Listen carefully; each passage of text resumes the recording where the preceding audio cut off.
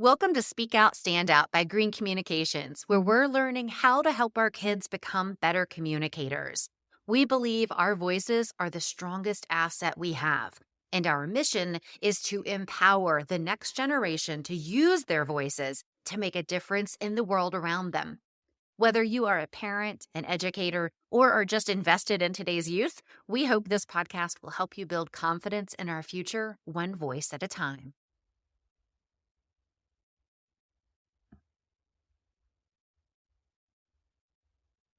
Welcome back to Speak Out, Stand Out. I'm Elizabeth Green, and today's guest is Leigh Norwood. Leigh is a nationally recognized leader in college consulting and the founder of College Sharks, with a mission to lower family stress, save time and money, and find the perfect college fit for students academically, socially, and financially. So Leigh, thanks so much for being here today. We're glad to chat with you.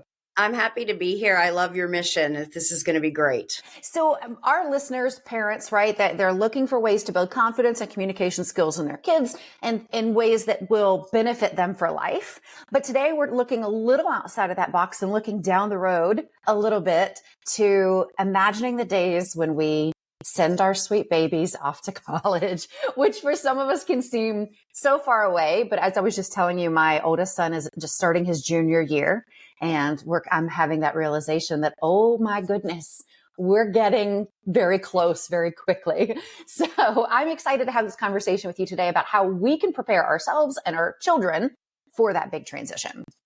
Perfect. It is a huge transition, and it's a huge financial commitment as well. You know, we think about those stressful times in our lives, getting married, having a child, buying a house, and then boom, college. It's more expensive than a car. So we go right there under buying a house for families. So it is a stressful situation for parents and for kids. My rising seniors right now, or my rising freshmen in college right now, are in the soiling the nest stage where they're just going to be as bad as possible and make their parents just angry. So they're glad to get them out of the house. And it's a phenomenon. It just happens. That's so funny. I saw something about that recently, and the same kind of idea of like making it easier for us to say, okay, scooch we're on. at the point we're like, get the heck out. Okay. We're not dropping you off. We're out. Yep. Well, so let's start with, I have several questions for you, but looking back, like when I went to college, I went to an in-state school. And so that was obviously cheaper for us, but I was able to qualify for financial aid and loans. And I don't remember it. And I don't remember it being a very stressful time for my family. Is that because things are so different now? I mean, is that stuff just not as readily available as it was in the early 2000s? So it's just a very different situation. So let's just think about it. When I went to college, I went to Elon College in North Carolina. I think it was $7,000 a year, right? It's almost 65 now. So just that. So we've got inflation in pricing. Then we've got grade inflation, and all these kids, A is like the most commonly given grade these days. So then we had test optional going around. So there were more kids applying to the same number of seats at schools. So things got more competitive. But what you just talked about, like there's two ways to lower the price of college. One is through merit aid. That is the merit of your student. Did you put forth the best application? Did you pick the right schools to apply to, where those schools want to say, hey, I want you, and I'm willing to discount tuition by X to get someone like you? That's merit aid. That's primarily kind of my wheelhouse. But you talked about some grants and things, and sometimes that's financial aid. And the proxy for that is the FAFSA. It does have to do with your assets. The government does not want you to go into debt or use your retirement.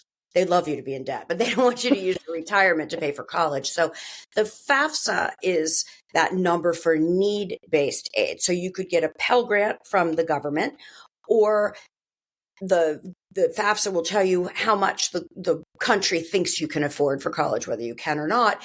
And sometimes schools will fill that gap, the difference between what their true cost of attendance is and what the FAFSA says your family can afford.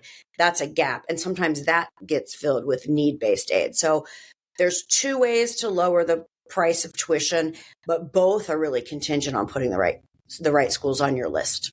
And how do we do that? I mean, besides just like, I'm in South Carolina. My son thinks Clemson is amazing. That doesn't necessarily mean he is the right fit for Clemson and Clemson is the right fit for him. How do we get them to look outside of what they've grown up, like the sports teams they've grown up cheering on, and look for, what is actually going to benefit them?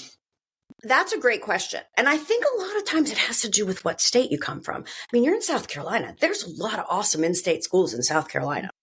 You go to a smaller state, say Delaware, there's not a ton of in-state schools for those kids to pick from. And a smaller school like state like Maryland, those kids are wanting to go out of state. The lowest price straight up is always going to be that in-state tuition because you paid taxes in South Carolina. Therefore, you're going to get that in-state pricing.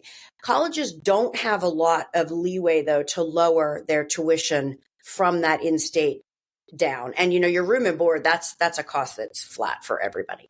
So that is always going to be the lowest tuition immediately. But don't overlook those schools like, say, Furman and Davidson, right? They started a much, much higher price tag, but they have a lot more leeway to lower their cost of tuition to attract your kid if your student is somebody that they want on their campus. So when you're building your list, I always tell kids to have one or two in-state schools because anything could happen at any time in your life and you need to be closer to home.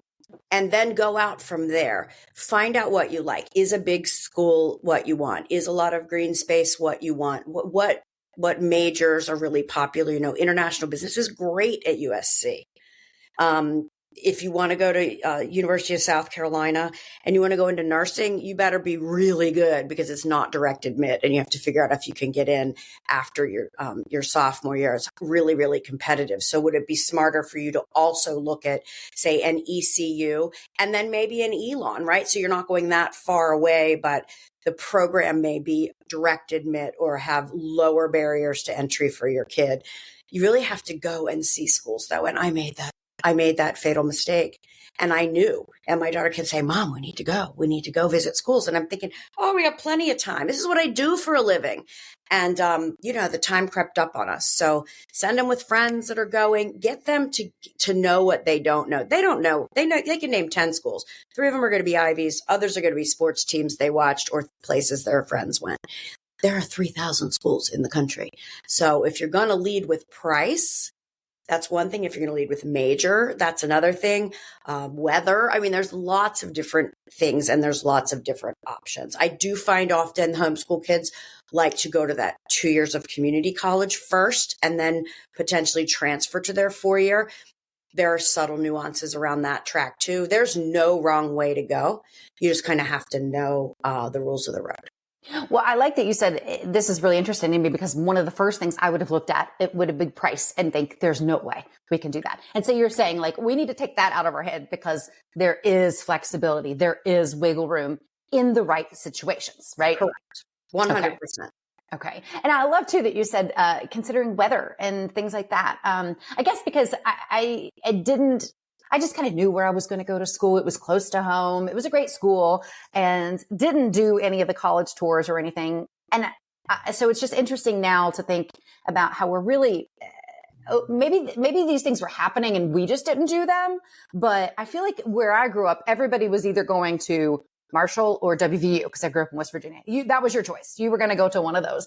And so it's really eye-opening to think about, like, I could tell my child, really think about what you want out of life and whether you like, that's really cool. I guess I think maybe we should be looking at college the same way we look at, like, when we move out or when we graduate, like, where do we want to live? Like, I chose to move south because I like warmer weather, right. But I never would have thought to have my child think about those things when they're making that decision about college. And they have those choices. They truly do. And they're not sure that they do. So here's a quick story about me. I just didn't want to go to Maryland. I don't know why. It's a phenomenal school, but I was that kid who needed to leave the state.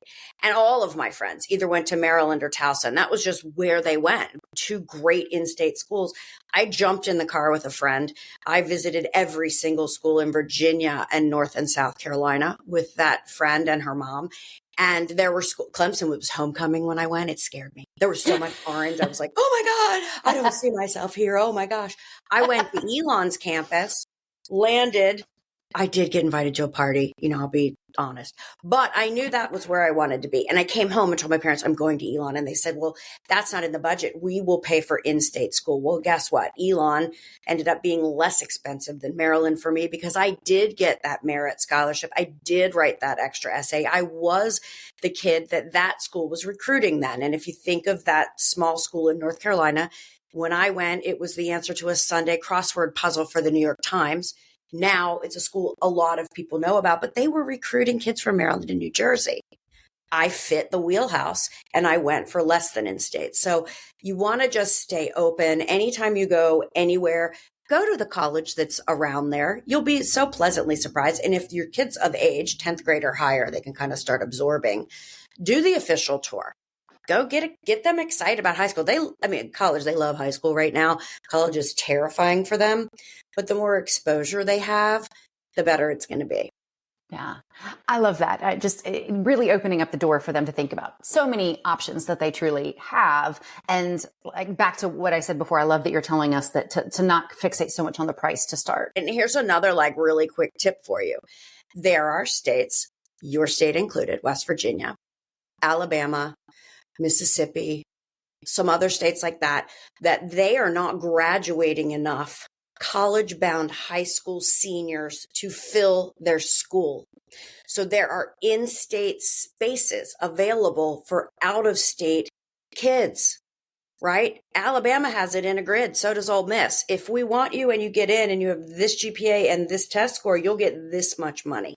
So a lot of big land grant schools will be they'll just close that. A lot of the private schools, there's more subtle nuances into who gets that merit aid, but parents don't know that. They don't know that. They don't know that the top neuroscientist in the country now is at the Rockefeller Neuroscience Center at WVU. And that is where you should go if you want to go into neuroscience. So you said, is it different? It's so different. It's just so different now because kids are spreading their wings and they want to go overseas as well. Everybody studies abroad now. We are just a much more open country and world to these kids than when we were presented with the opportunity. Yeah, that makes sense. Well, how do we prepare our kids so that they are set up to where they can get these deals, basically, from the colleges they want? How do we help them to prepare? And I know you said test scores are important, and I have such a love-hate, relationship with test scores. I think everybody does, but it's about more than that, right? Way more than that. I'm going to quiz you. I'm going to quiz everyone listening. Take a minute and just tell me what you think the number one thing and the first thing a college admissions consultant is going to look at when they open your file, your student file. What are they looking at? And please don't say well-rounded. It'll just show your age. I would have guessed GPA and ACT or SAT scores. Right. It's curriculum. So when we talk about curriculum, you've got the homeschool curriculum. So that becomes almost more on the parent or the group, right? How are you going to make sure you documented your student's journey the right way? Because you are the college counselor typically as the parent. So there's ways to do that. If you're in a traditional high school, they're going to look at the high school profile and say, this school, XYZ High, offered these courses, and this kid took them all. They offered Calc AB. She took Calc AB. She also took physics, chemistry, bio, and honors bio. And she wants to go into engineering. All of that lines up for us. So did you take advantage of the curriculum your school offered? If your school offers APs, it's great to take them. If you don't think it's in your wheelhouse, life's stressful enough. Do what's comfortable. But if you're chasing and you want to get those scholarships and you want to do that, they're going to look at what classes did you take. So course selection is huge, huge, huge, huge. Then how'd you do in those classes? And we don't care about weighted. Weighted just tells you the class rank in your school. We're going to go back and say, oh, that was an honors class. That was an AP class. That was an IB class. We're going to know from the curriculum, your rigor. Then we want to know how you did. And then test scores are back. They matter. They show college readiness. And guess what? We don't teach kids how to take standardized tests. Right. That's why there's a whole racket of businesses, one of which I own, that teaches you how to take a standardized test. And how do you get better? You take more tests. How do you get better at baseball? You practice and you play. There are free resources out there, but you have to get good at it. So that kid that's like, oh, I wasn't feeling good that day, I just went in and took it, I didn't do that well. It's your future. Put your big girl pants on, go to Khan Academy or find some way to study. Acely is this new thing all the kids are doing now on their phone. They get like questions every day, and get your brain thinking about how to answer these questions, because it's going to help you get in. It's going to help you get into a highly selective major. Like, I want to get into direct admit nursing. They may have higher requirements than not. And it's going to help you get merit aid. So testing's back. It matters. It never left at some places. Some places like MIT brought it back because removing that barrier of entry just made everybody and their mother who had a 4.0 decide that MIT was in their wheelhouse. You can smell those MIT kids coming. They're different, they're just a different kid that wants to be at that school where I feel like the molecules are just buzzing around your head. It's such a cool feeling. But so those three things don't tell me if your kid's a good person, a nice person, anything. They're just numbers. So after that, we look at leadership in a few activities. Don't run around like a chicken with your head cut off. Do stuff you love. Do it over time. Keep doing it. Turn the volume up. Don't do it if you don't like it. Life's too short. And then, can you write a good, compelling essay? Can you tell me who you are? That's the first time we get to meet your 17-year-old self, and we know we're reading a 17-year-old's essay. And then those teacher recommendations, which again, depending on where you are, if you're a homeschool, that's a little bit of a different pathway. We have a homeschool expert on our team. I love listening to her coach parents on how to make sure they do their part of it the right way. And then, like Elon, guess what? They were recruiting people from Maryland when I wanted to go. So I got a little gold star by my name, and I didn't do anything but get born in the right state. And those things are kind of out of your control. So yeah, I hope I answered your question. Yeah, no, I think this is great. And so you talked about extracurricular activities. And the cool thing is now one of the cool things that came out of COVID is virtual learning and opportunities where kids can learn anything that they want. What we do is we teach speech and debate through virtual platforms. So kids anywhere in the world, not just the US, can take speech and debate, even if their school doesn't offer it or even if they're homeschooled. So, and I know that that's a very valued, extracurricular on the college level. It's huge. I tell everyone, if you don't do anything, please take speech and debate. Yep. I can't wait to get all of your information out to all of my kids, because being able to do it when the school doesn't offer it is huge. Like, presentation is everything. It's everything. And the confidence that it builds and all of that is tremendous. I once read that is the second most sought after extracurricular on the college front, only behind being an Eagle Scout. Which an Eagle Scout obviously takes so much time and leadership and all of those. So and I don't know if that's still the case, but that was something that I read and just thought that's such a cool thing. And now kids aren't tied to whether or not it's available in their town. They can take anything they want. So is it better for kids to go deep down in an activity that they really enjoy, or is it better for them to have exposure in lots of little things? Okay. So these days they want pointed and focused kids. Right. So if you think you want to be an engineer, it would be great for you to do things that explain that interest, that delve into that a little bit more. If you think medicine is maybe in your future, and you can really major in anything and still become a doctor, you just have to pass the MCAT. But it would be great. Let's say I want to go to Wake Forest, so I'm going to shadow a doctor one summer. Those kinds of things that lean me towards this is going to be a great pre-med kid.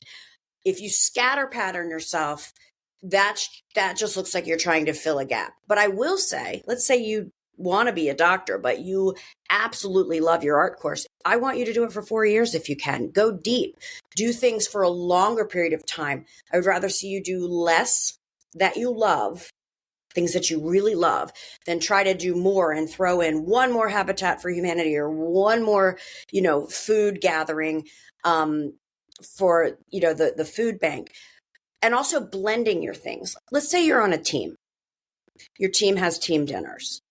You can turn that team dinner into everybody brings 2 things for the food bank. Now, You're on the volleyball team. You're having these team dinners. You've turned these team dinners into almost a wonderful volunteer event, and you're taking X pounds of canned goods to your local food bank.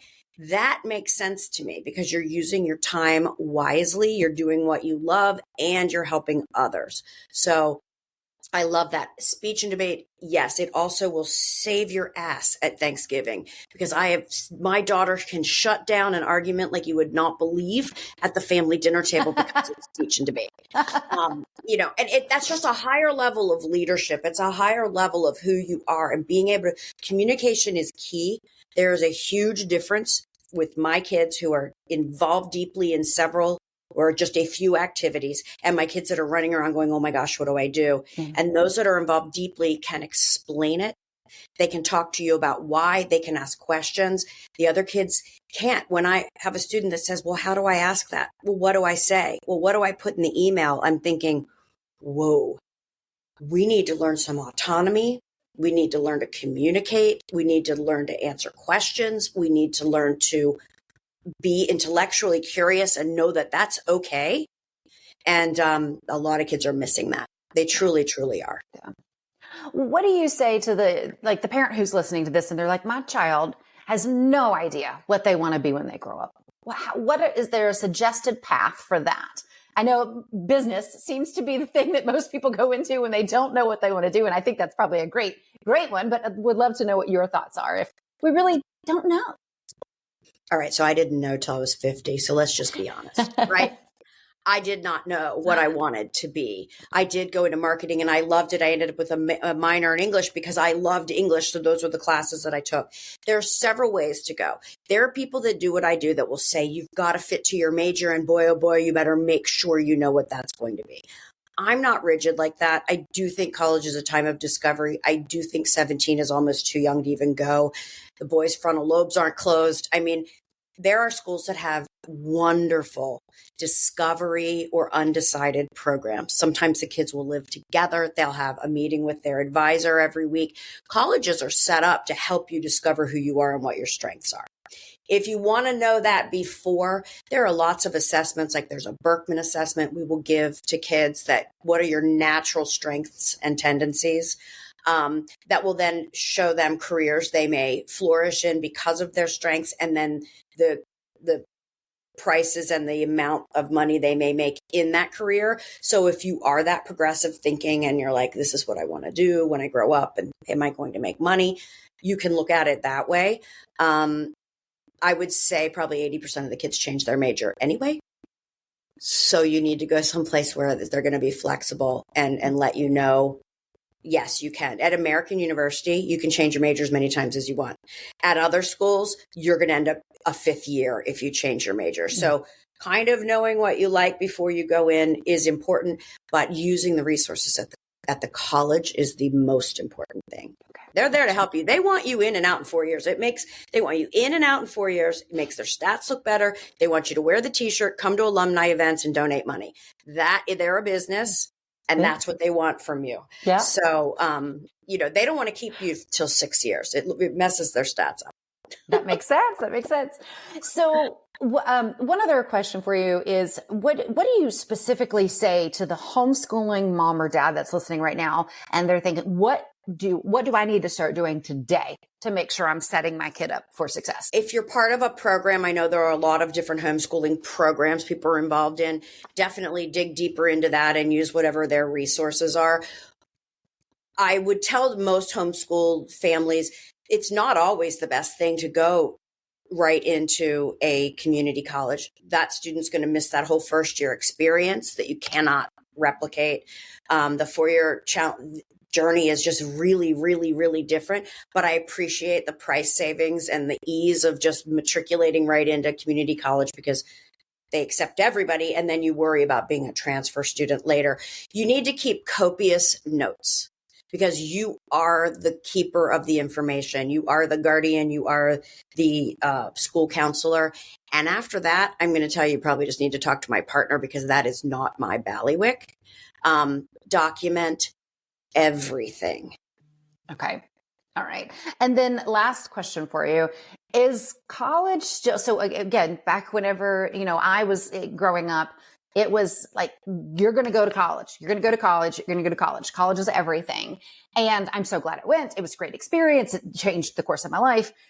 But as a mother, I look now at my kids and think, is college still as important as it was 20 years ago? You're asking a jaded person because I love a continuous learner.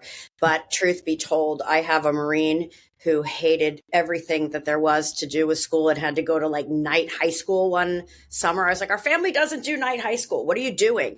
He hated school. He is a U.S. Marine. He loves it. He's in his third year. He is thriving. He is right exactly where he needs to be. So I don't think college is for everyone. I do think that the trades are going to explode soon, and you're going to see a lot of schools having offshoots that lead you that way. You're going to see a lot of high schools being able to push kids through a little bit faster. Maybe they come out with an AA and a specialty in some sort of a trade. I think you need to do what you think that you love. I always ask kids, why do you want to go to college? That's my first question. And I will tell you that 90% of them say it's because it's what I do next. Yeah. I would never do it differently. I loved college, everything about it. My husband didn't. 2 years and done, out, wasn't his thing. So is it as important? Heck yeah, if you want to be a lawyer, a nurse, a doctor, have a specialty, an engineer, yeah, you need to. And then there's some businesses, as antiquated as it may be, they're not even going to look at your resume if you don't have a 4-year degree. Want to go into pharmaceutical sales? Not happening unless you have a 4-year degree. That may be antiquated thinking, and you may be a better salesperson, but there are barriers to entry to some jobs. But I have both in my family, and I just want everybody to be happy, take care of their mental health, and try to follow their path. And your path can be unique and different. So don't follow the herd, step back, think about what you want for yourself. I think that was a fantastic piece of advice, and it applies to all of us as adults and our kids. So, Leigh, well, this was a really great conversation, and if we'll make sure we link to everything so people can find your socials and tell us really quickly about the College Sharks program that you offer. If somebody's like, I need a lot more help in this avenue right now. Well, yeah, I didn't want to self-promote, but earlier you said, gosh, COVID did give us great online learning. Well, I think that learning word is a lot of different definitions. They also gave us the ability to turn off our computers and not learn a darn thing, but get through a class, right? So if you are willing to watch and learn, that's why we developed College Sharks. So we drop monthly content, what you need to be doing, why it's important, and how you do it in a series of short videos. And we have a whole homeschooling track on that. This is a way for families to not get stressed out. We give you a 2-year calendar. I'll have it. You can link it in your bio. Everybody can download it. What do you do junior and senior year by month? If people ask what I do, I say I save family relationships and stress, because you don't need to do it all at once, but you do need to take bite-sized chunks out of it as you go. So College Sharks was a way for me to duplicate myself at a much lower price point. It has a workbook. Gotta love a workbook that becomes your college application at the end of that junior, senior year push. You have everything in there. You've got your activities. You've got it all in there. So that's why we developed it, because we didn't want the barrier to college to be that maybe the high school didn't support its kids well enough, or the family, it was first generation, didn't know how to support their kids. Here's a resource where you can use this to know how to do it correctly. It's fun. The main character is a shark. He's awesome. She's awesome. Whatever you want her to be. And so that's super fun. It's collegesharks.com. We have the junior year, the senior year. We have just essay. We have a senior sprint for those of you who are going, oh my gosh, I have a senior and I haven't done a darn thing. Super easy to get caught up. You won't have as good of an application, though, because you weren't making these decisions earlier. Elizabeth, your family's in that hot spot right now. Your student's about to go in the most important year of their life. It's the last full year of grades. More testing will happen than ever before. You're like, oh, all I need is more stress. So if you could break it down into monthly bite-sized chunks, that's what the College Sharks do. That's what you need to do. And lean on your counselors at school and things like that. That's what they're there for. There's not a teacher out there who doesn't want you to succeed. They're looking for eager, happy, excited kids. They don't want to be caught up in a behavioral challenge or, with the kids that don't like school. So show them that bright side of you and you will have an advocate for life. I love it. Fantastic feedback. And everybody listening, those links will be right around the video, wherever you're listening to it or watching it. So be sure to go check out College Sharks. I know I am absolutely doing that today. Leigh, again, really appreciate your time. Thanks for being here and all your insight. Thank you. I love speech and debate, girl. I can't wait to send some kids your way. It is life-changing. Really is. Life-changing.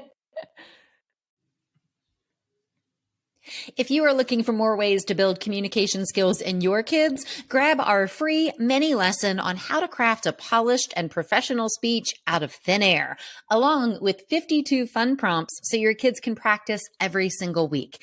You can find that along with info about our upcoming public speaking and debate courses for kids at greencommunicationsedu.com.